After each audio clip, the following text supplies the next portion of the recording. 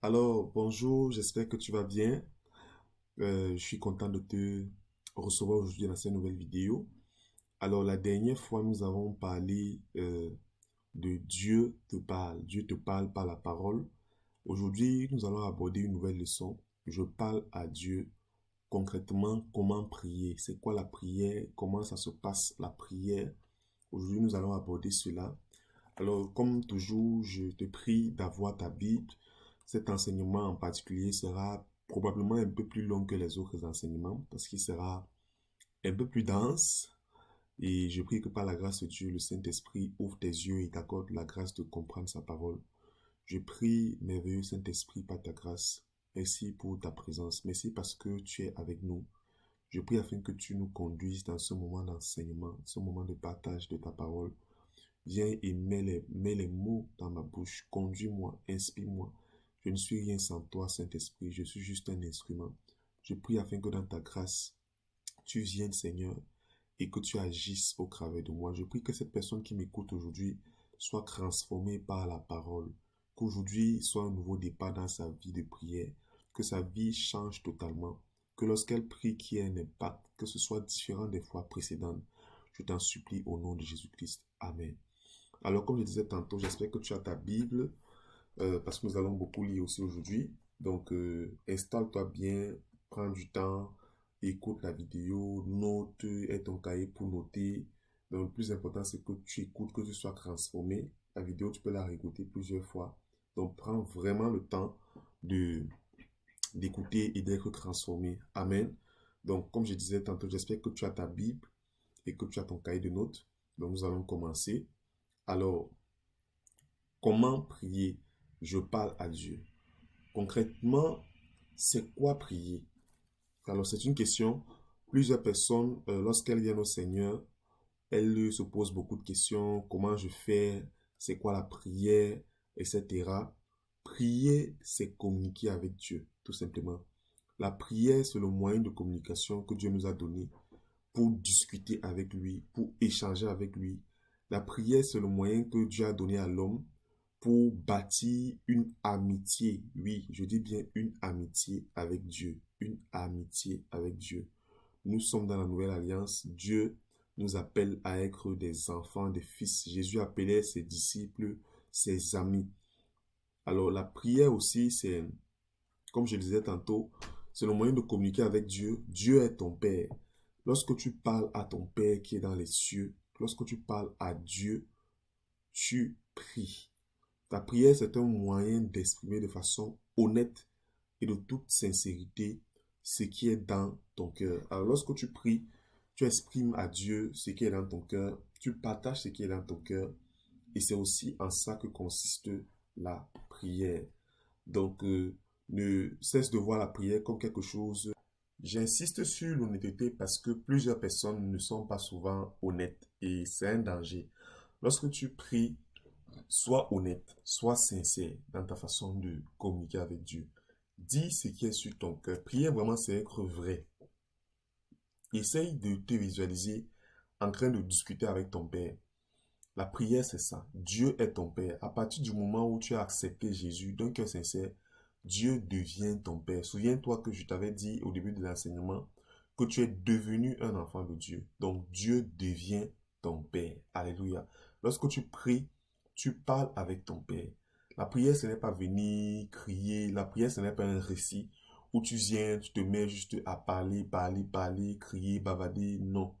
Dieu veut avoir une communion avec toi. Dieu veut converser. Dieu veut parler avec toi comme un père parle avec son fils. Alléluia. Donc quand tu pries, attends-toi à écouter la voix de Dieu. Attends-toi à sentir la présence de Dieu. Dieu est là. Dieu habite en toi. La Bible dit que nous sommes le temple du Saint-Esprit. Dieu, par le moyen du Saint-Esprit, habite en toi. Alléluia. Alors, donc, c'est ça la prière. Alors, nous allons lire ensemble d'autres versets concernant la prière. Jérémie 33, verset croix. Jérémie 33, verset croix. Le livre de Jérémie, c'est dans l'Ancien Testament. Donc j'espère que tu as ta Bible. Nous allons ensemble parcourir le livre de Jérémie. Donc, Jérémie 33, verset 3. C'est après le livre d'Ésaïe. C'est dans l'Ancien Testament. Donc, ouvrons nos Bibles ensemble. Jérémie 33, verset 3. Alors, la Bible dit, et là, c'est le Seigneur qui est en train de parler. Le Seigneur dit, invoque-moi et je te répondrai. Je t'annoncerai de grandes choses, des choses cachées que tu ne connais pas. Par le moyen de la prière, tu peux invoquer Dieu, ton Père, invoquer Dieu, ton Créateur. Alors, je vais déjà quand même faire une petite nuance pour que tu ne sois pas embrouillé. Dieu habite en nous par le moyen du Saint-Esprit. La parole dit que l'Esprit crée en nous Abba Père. Nous allons certainement aborder ce verset un peu plus loin, mais je te le partage déjà. Dieu habite en toi par le Saint-Esprit. Le Saint-Esprit qui est en toi, la Bible dit que ton corps est devenu le temple du Saint-Esprit. Donc Dieu habite en toi. Mais Dieu a son trône dans les cieux. Dieu habite en toi et Dieu a son trône dans les cieux. C'est pourquoi Jésus avait dit à ses disciples, lorsque vous priez, dites votre Père qui est dans les cieux. Donc Dieu, il est omniprésent, omnipotent, omniscient. Il est partout en même temps et à tout instant. Donc Dieu, tu peux invoquer ton Père qui est dans les cieux et ton Père te répondra. C'est ce que la parole de Dieu dit. La parole de Dieu est vraie et c'est la vérité. La vérité n'est pas ce que tu penses. La vérité n'est pas tes ressentis, tes expériences. Mais la vérité, c'est ce que la parole de Dieu dit. Voilà pourquoi tout ce que je partage avec toi est inspiré et fondé sur la parole de Dieu. Donc, la Bible dit, invoque-moi et je te répondrai. Si tu invoques Dieu, Dieu te répondra. Je ne sais pas par quelle situation tu passes. Je ne connais pas quelle est ta vie. Je ne connais pas quels sont tes challenges. Mais la parole est certaine. Si tu invoques Dieu, Dieu va te répondre. Et Dieu va t'annoncer des choses cachées. Il m'est arrivé plusieurs fois de prier Dieu, d'invoquer Dieu pour les besoins de ma vie, de ma famille. Et Dieu m'a révélé des choses que personne ne connaissait dans ma famille. Des choses que moi seul je savais. Des choses qui étaient connues par une infime poignée de personnes. Si tu invoques Dieu, Dieu va te montrer des choses que beaucoup de personnes dans ta famille ne connaissent pas. Lorsque tu vas commencer à prier pour ta famille, à prier pour tes frères, à prier pour tes soeurs, à prier pour tes proches, Dieu va te montrer des choses que les hommes ne connaissent pas, que la plupart des hommes ne connaissent pas. Dieu va te révéler des choses. Une fois, je priais avec une fille et pendant que je priais avec elle, Dieu a commencé à montrer des choses. Dieu a commencé à montrer que cette fille, par exemple, avait été victime de sorcellerie de la part d'une personne dans sa famille. Ce sont des choses qu'elle ne connaissait pas, mais parce que nous avons invoqué Dieu, Dieu a exposé les plans du diable. Donc, si tu invoques Dieu, Dieu va te montrer des choses. Et la Bible dit que je t'annoncerai de grandes choses, des choses cachées que tu ne connais pas. Donc, il y a des choses que tu ne connais pas et que Dieu est capable de te révéler par le biais de la prière. Il y a beaucoup de choses qu'on prie. Il y a beaucoup de choses qu'on voit, qu'on veut voir les choses changer. Si tu pries, si tu invoques Dieu, Dieu va te montrer beaucoup de choses par le moyen de la prière. Des choses cachées, des choses que toi-même tu ne connaissais même pas. Voilà ce que la parole de Dieu dit. Donc aujourd'hui, quand tu pries, sache que tu es en train d'invoquer Dieu. Sache que tu es en train d'invoquer un esprit. Dieu est esprit. Écoute, les sorciers, les magiciens, tout ce qu'ils font, c'est juste de la copie. Lorsque je ne sais pas si tu es déjà allé un jour chez les marabouts, bien chez des sorciers, des praticiens et tout, ils font des invocations d'esprit. Ils font des invocations d'esprit, mais en fait, ce sont juste des cracheurs. Ils invoquent des démons. Parce qu'en fait, l'esprit que nous devons invoquer, le Dieu que nous devons invoquer, c'est Dieu le Créateur. Donc tout ce que tu vois faire les sorciers, les magiciens, ils ont juste copié ce qui doit se faire selon la parole de Dieu. Donc lorsque tu pries, sois conscient que quand tu te places pour prier dans le secret, avec ta foi et tout, sois conscient que lorsque tu pries, tu es en train d'invoquer un esprit. Tu es en train d'invoquer Dieu.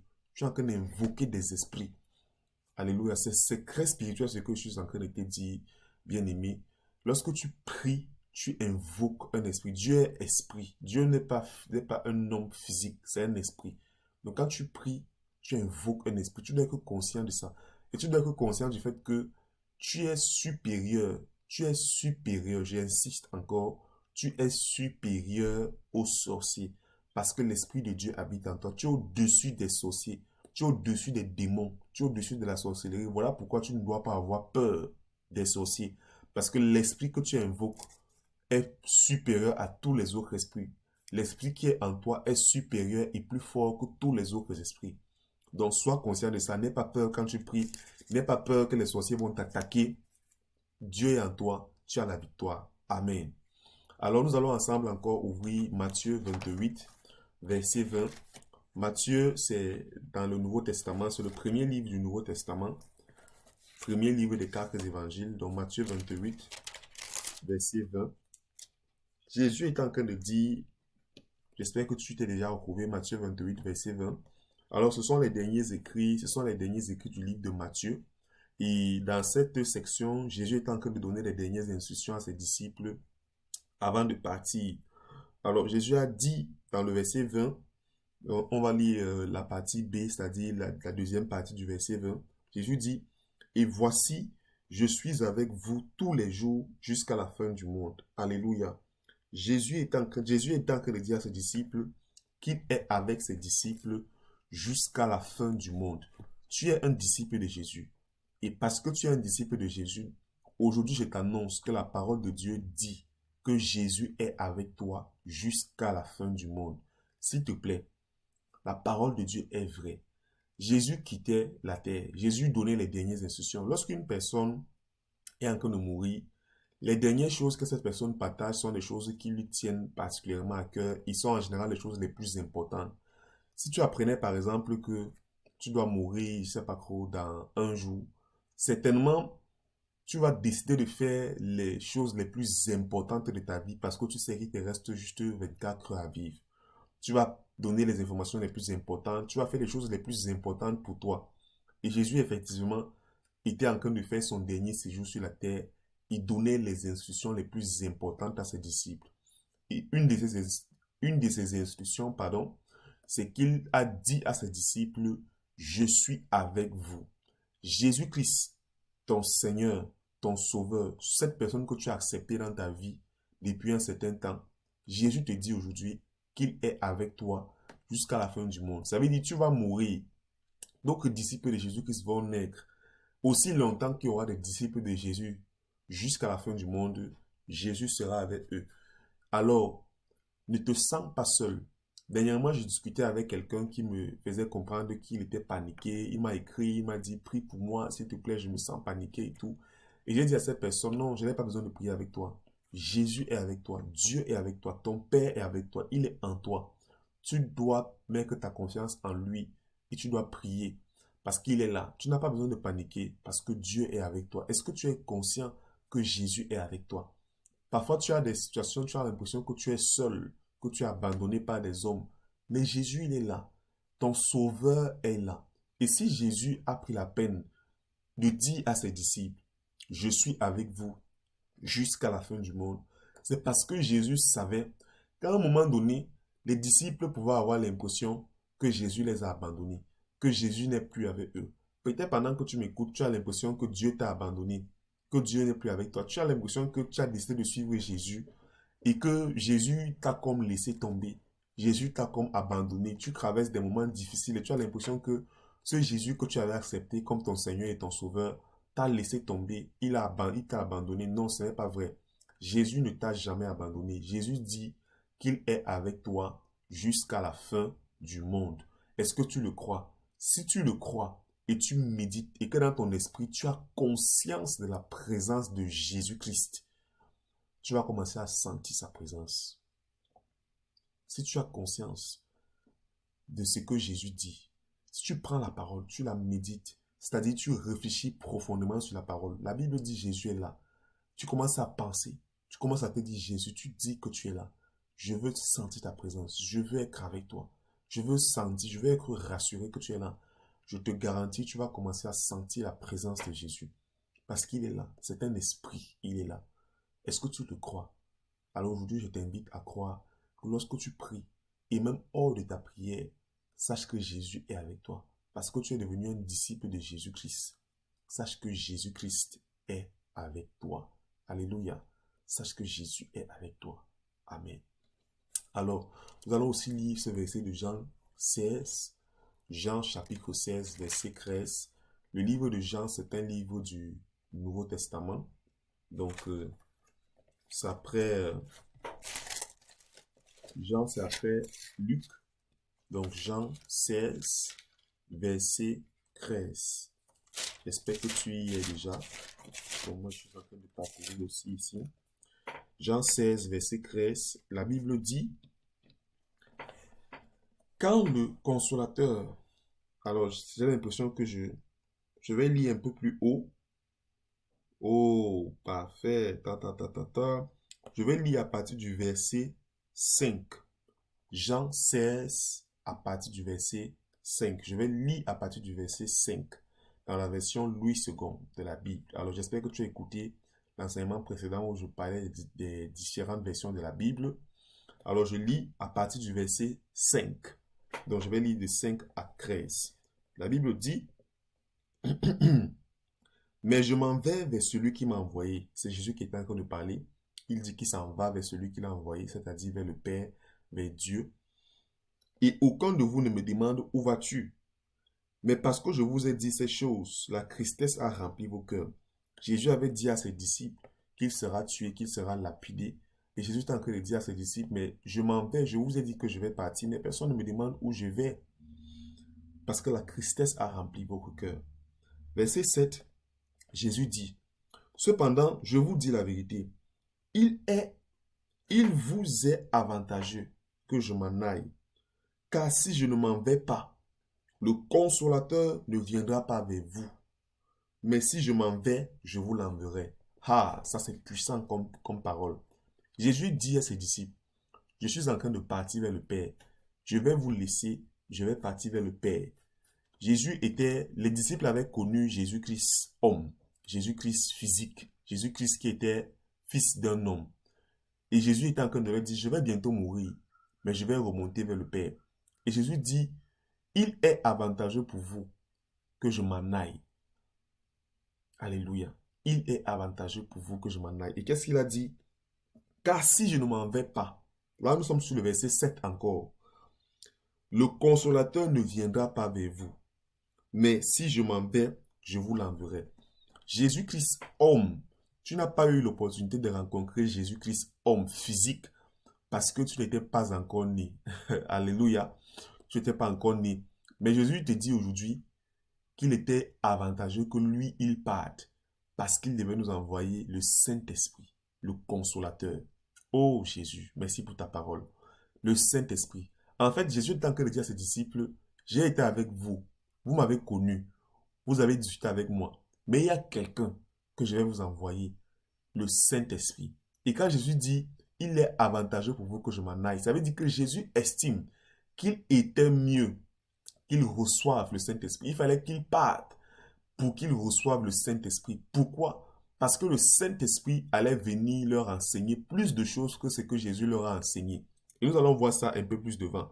Le Saint-Esprit est venu leur enseigner des choses plus que ce que Jésus leur a partagé. Ça veut dire que Jésus a fait des enseignements avec les disciples jusqu'à un certain niveau et le Saint-Esprit devait venir continuer le travail.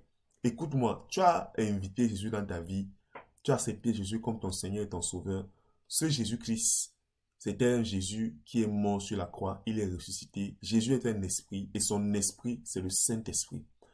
La Bible nous parle du Saint-Esprit, le consolateur, celui que Jésus a envoyé. Jésus t'a envoyé son Saint-Esprit. Dès lors que tu as fait la prière et que tu as accepté Jésus dans ta vie, tu as accepté la présence du Saint-Esprit sur toi. Le Saint-Esprit est en toi. Amen.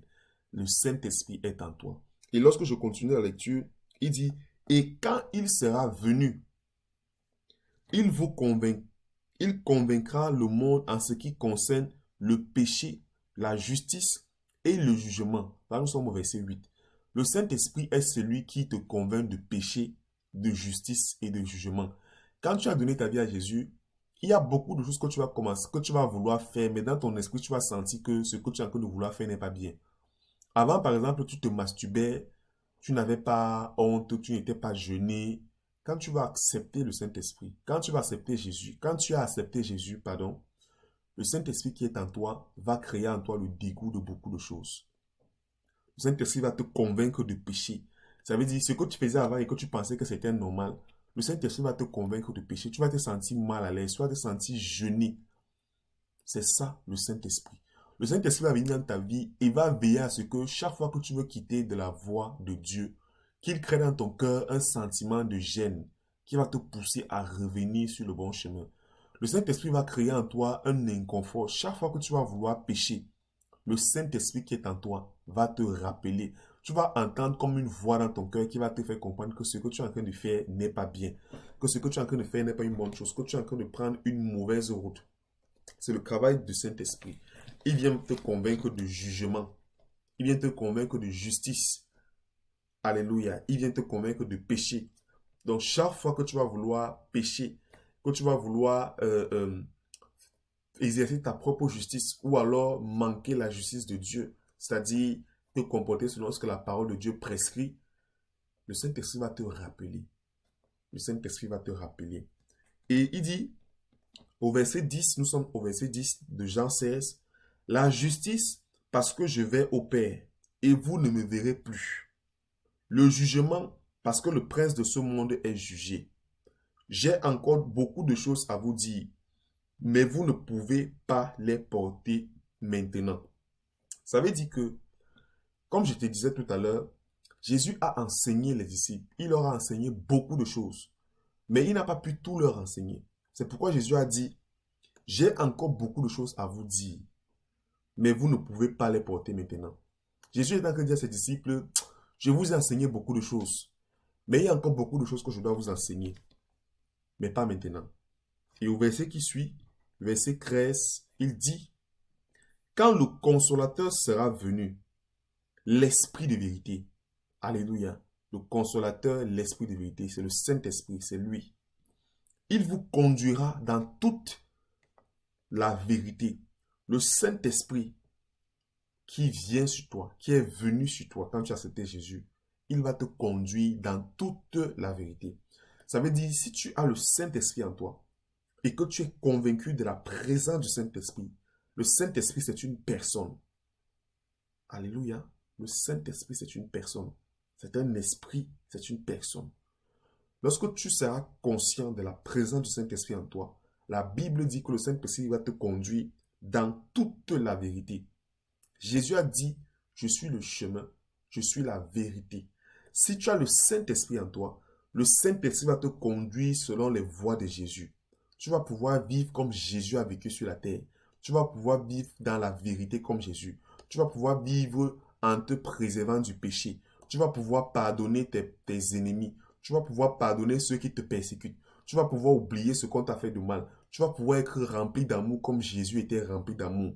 Si tu as le Saint-Esprit et que tu es conscient du Saint-Esprit en toi, tu vas pouvoir vivre comme Jésus a vécu sur la terre. C'est pourquoi la Bible dit, il vous conduira dans toute la vérité. Le Saint-Esprit va te conduire sur les voies de Jésus. Parce que je t'ai dit, selon Jean 14, verset 6, Jésus est le chemin, Jésus est la vérité. Le Saint-Esprit va te conduire sur les voies de Jésus. Jésus a été amour. Jésus a été quelqu'un de patient. Jésus a été quelqu'un de travailleur. Jésus a été quelqu'un qui pardonne. Quand tu as le Saint-Esprit et que tu es conscient de la présence du Saint-Esprit, le Saint-Esprit peut te conduire à marcher comme Jésus a marché et à avoir les vertus que Jésus a eues sur la terre. Alléluia. Donc, on continue la lecture. Nous sommes au verset 13. Car il ne parlera pas de lui-même. C'est le Saint-Esprit. Le Saint-Esprit ne parlera pas de lui-même. Je t'ai dit tout à l'heure que le Saint-Esprit est une personne. C'est pourquoi on dit qu'il ne parlera pas de lui-même. Le Saint-Esprit parle. Amen. Le Saint-Esprit parle. Voilà pourquoi tu peux voir certains prédicateurs, lorsqu'ils parlent, ils commencent à parler de la part de Dieu. Ils commencent à parler de la part du Saint-Esprit. C'est parce que lorsqu'il a accepté Jésus, le Saint-Esprit est venu en lui. Et lorsqu'il a développé la culture d'écouter le Saint-Esprit, à un moment donné, tu entends le Saint-Esprit te parler par la parole, te parler par une petite voix dans ton cœur, te parler même de manière audible. Ne l'oublie pas, le Saint-Esprit est une personne. Le Saint-Esprit parle. Donc je relis. Car il ne parlera pas de lui-même, mais il dira tout ce qu'il aura entendu et il vous annoncera les choses à venir. Amen. Le Saint-Esprit va te dire ce qu'il a entendu. Ha. Le Saint-Esprit va te dire ce qu'il a entendu les hommes parler. Le Saint-Esprit va te dire ce qu'il a entendu Dieu dire à propos de toi. Le Saint-Esprit va te dire ce qu'il a entendu Jésus parler. Le Saint-Esprit va te dire beaucoup de choses qu'il a entendues. Le Saint-Esprit ne parlera pas de lui-même, mais il parlera, il vous annoncera les choses à venir. Tu vas voir qu'il y a plusieurs personnes qui annoncent les choses à venir, qui parlent de l'avenir, qui parlent des choses qui vont venir. Le Saint-Esprit annonce les choses à venir. Je te l'ai dit et je te le redis encore. Les sorciers, les devins sont juste des trafiquants dans le royaume de Dieu. Tu vois aujourd'hui que la parole dit que le Saint-Esprit annoncera les choses à venir. Ces personnes que tu vois, ces marabouts que tu vois qui font des divinations, qui annoncent des choses à venir, ce n'est pas le Saint-Esprit, ce sont des démons qui les conduisent.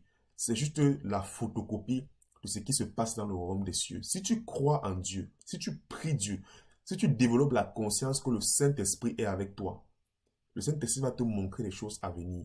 Et les gens vont penser que tu es un marabout ou un devin, mais tout simplement parce que tu auras vu, tu auras travaillé la présence du Saint-Esprit et tu auras travaillé la culture d'invoquer Dieu. Alléluia. Donc c'était une petite pause sur le Saint-Esprit. J'espère qu'on aura l'opportunité de faire une leçon sur le Saint-Esprit parce que le Saint-Esprit nous apprend beaucoup de choses. Donc le Saint-Esprit va t'annoncer les choses à venir. Amen. Il va t'annoncer les choses à venir. Parfois tu pries, tu demandes, Seigneur, est-ce que je dois faire ça? Est-ce que je dois faire ceci? Est-ce que je dois accepter cet emploi? Qu'est-ce que, pour ceux qui sont plus jeunes, qu'est-ce que je dois faire comme carrière? Qu'est-ce que je dois faire? Est-ce que je dois choisir de faire les sciences? Est-ce que je dois choisir la médecine? Est-ce que je dois choisir l'ingénierie? Le Saint-Esprit est capable de t'annoncer les choses à venir sur ta vie. Si tu pries Dieu, il est capable de te révéler les choses à venir sur ta vie. Le Saint-Esprit est capable de te révéler les projets de Dieu pour toi sur ta vie. Voilà pourquoi tu dois t'attacher au Saint-Esprit et tu dois savoir que c'est une personne. J'insiste dessus, c'est une personne. Amen. Donc nous allons continuer. Alors, le prochain point, pourquoi est-ce que tu dois prier? Parce que nous avons commencé à parler de la prière. Pourquoi est-ce que tu dois prier? Tu dois prier pour ne pas tomber. Amen.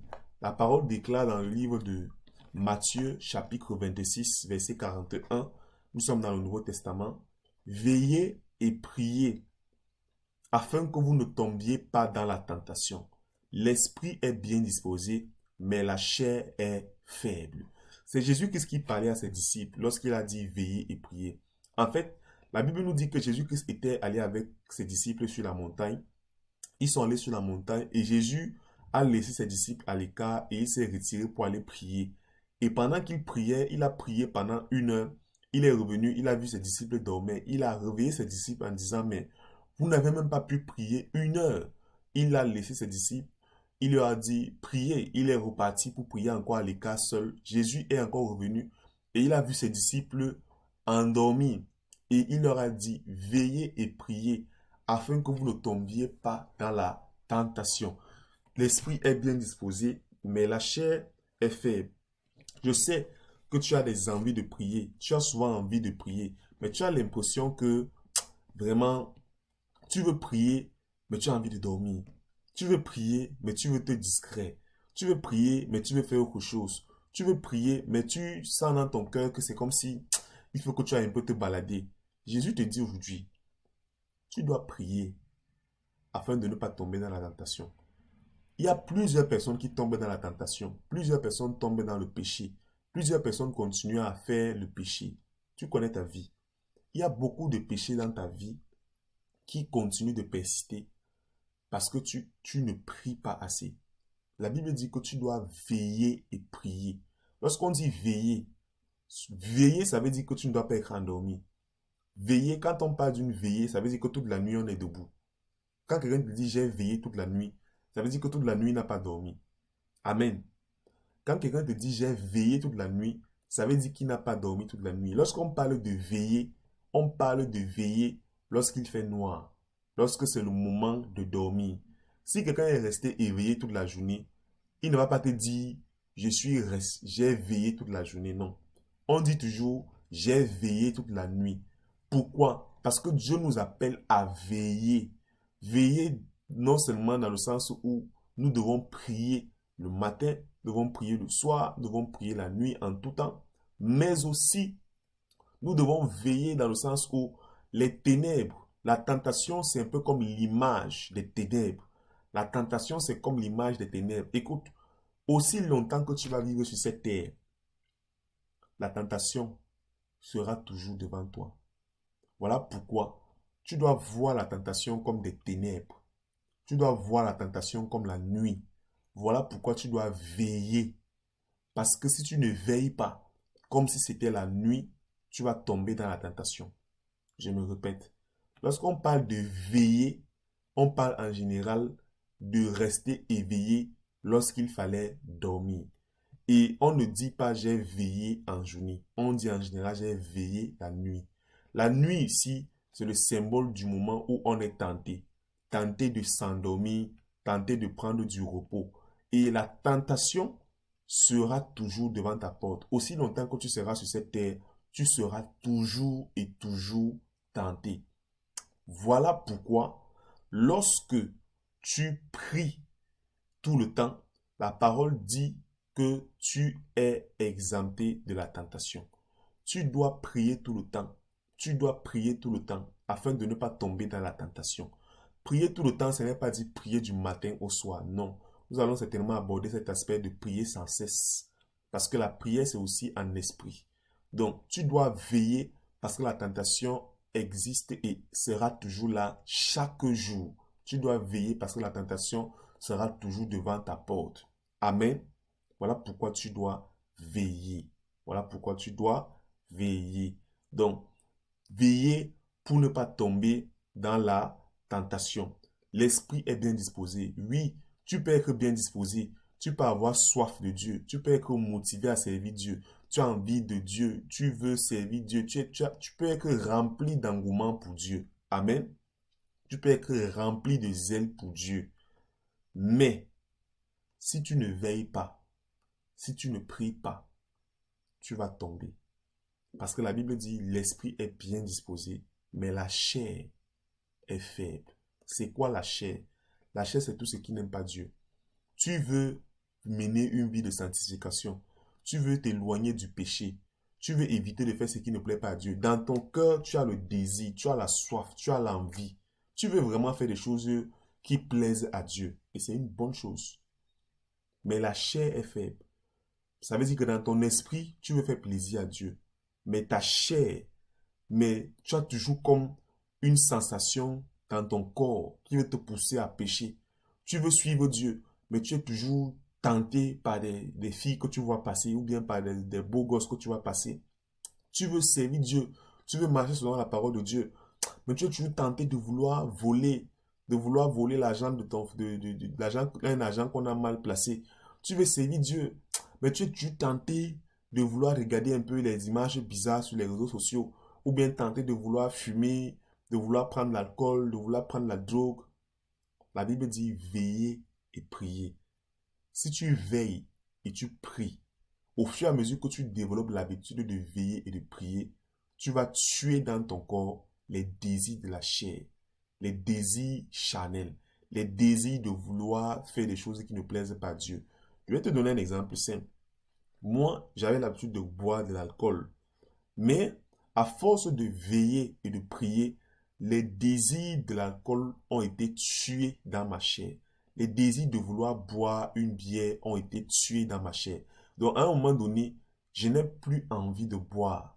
Pas parce que je suis trop fort, non, mais parce que à force de veiller et de prier, certaines tentations se sont éloignées de ma vie. Si tu veilles et tu pries, tu développes la culture de veiller et de prier chaque jour, certaines tentations vont s'éloigner de ta vie. Tu vas te rendre compte qu'à partir d'un certain moment donné, tu n'as plus envie de mentir, tu n'as plus envie de voler, tu n'as plus envie de boire de l'alcool, tu n'as plus envie de prendre de la cigarette, tu n'as plus envie de te masturber, tu n'as plus envie de voler, je ne sais pas trop. Si tu veilles et tu pries, à un moment donné, tous ces désirs vont partir et tu vas te sentir totalement libre.